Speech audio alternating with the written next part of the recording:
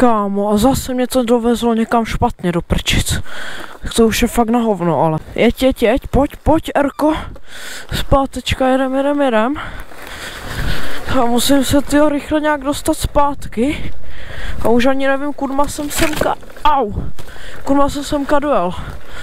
Takže jedem. Wow. Tak, kam teď, tyjo? Tady asi takhle nějak, tyjo, ale tady to je vážně děsivý, tyjo.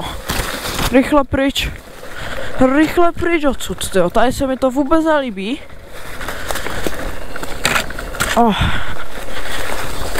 Ty vole. Tady musím hodně brzdit, jo. Tady tohle už je fakt jako docela prudký kopec, jo. Fuj.